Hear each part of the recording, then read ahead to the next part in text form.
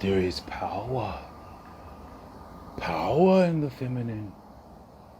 Use the power. Let's talk about it. So, feminine energy is actually extremely powerful. Unfortunately, a lot of modern women don't believe so. And this actually comes from the workplace. In the workplace, things need to get done. And so people don't have a lot of time for emotion. And because of that, and because we are a society driven by money, we have gone to this point where we think that feminine energy has no power, but that's actually not true.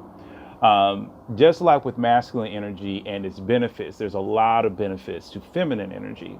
And one of the major benefits to feminine energy is simply that it is the antithesis to masculine energy. When a woman is in her feminine energy, she has power because now she not only brings things to herself, but she actually ends up doing less work. In fact, one of the first things that I've seen with a lot of women at CSC is that they work a lot harder than what they actually need to. Because feminine energy doesn't need to necessarily physically work more. So the real power of feminine energy is that it actually gives you power in certain ways over the masculine energy. See, masculine energy doesn't really want to necessarily do everything. It has certain things it's trying to do, and it usually goes back to the major male things that we are concerned about, which is leadership, protection, and provision.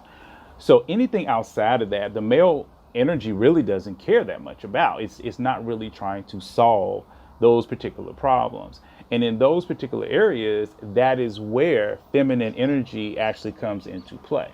So you may have seen a movie or a cartoon in your life where you have two really big, strong men, and they're listening to the tiniest woman tell them where to move a couch. She'll say, move it over here. And then the two men walk over there. And then she'll say, oh, no, I think it'll look better over there. And then they move it back over there.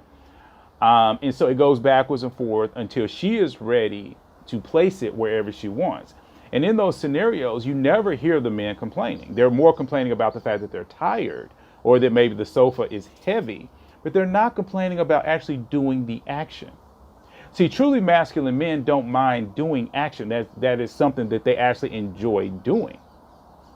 So the feminine in this particular situation has power over the masculine. Now, one of the people within CSC had the argument that, hey, if these guys come out and they do these things for me, they're going to want something from me. That's why I don't like them to do these things for me.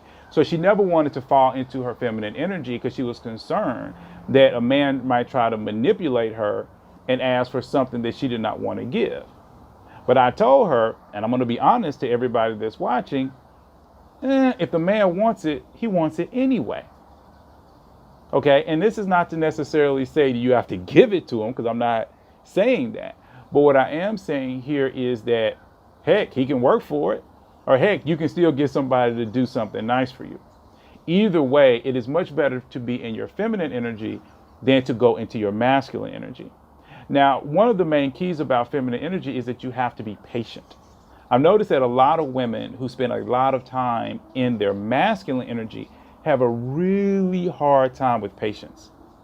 But see, patience is a virtue of the feminine. See, feminine women are very patient about things. They're not in a rush. They want the man to make the decision. They want the man to do the thing because they don't want to. One of the tricks that I encourage a lot of women who are struggling with their patience when they're dealing with men is to count to 100. So if you go into a place or if you're in a situation where a man needs to make a decision and he's taking a little bit of time, in your head, count to 100. You'll probably give him 30 seconds because most of you might talk really, really fast. But either way, what you're trying to do is you're trying to fall into that patience. You're trying to fall into your feminine because your feminine gives you power. Your feminine has power. It really does. One of the unknown tricks about the feminine when it comes to the masculine is the power in arguments. Most masculine men are not close to their emotions, while truly feminine women are close to their emotions.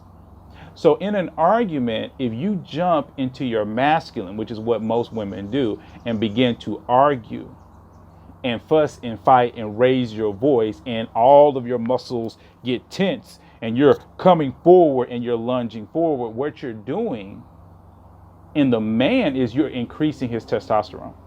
At that point, his body is slowly turning into fight or flight. And because if he is truly masculine, he is going to go into fight, not flight. So now testosterone is building up. So now instead of a guy that is just straight 100%, you're just talking to him, now he is, and that countenance changes and everything, and his energy is changing, and he is coming for you. And you cannot beat his levels of testosterone. You just don't have it. But if you reverse, if you fall into your feminine and you use your feeling words, I feel like when you do this, you don't care about me. I feel like when you are blah, blah, blah, that it hurts me. At that point, you disarm him. You're taking away his testosterone. You're taking away the thing that he feels the most comfortable with. And now he's forced into his emotions. And a lot of masculine men are not comfortable with their emotions. They don't like that emotionally.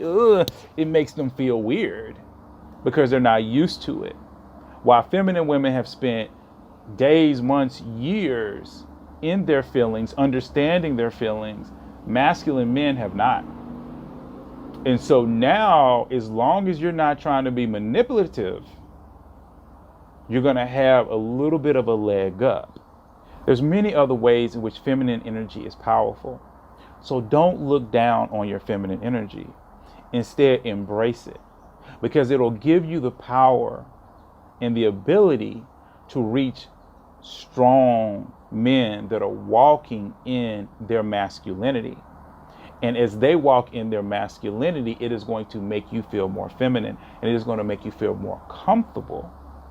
And it is through that ebb and flow of masculine and feminine that you get really great energy.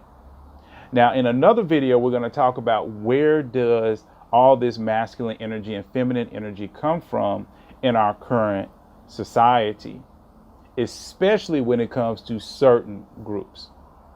Anyway, please like and subscribe. See you all later.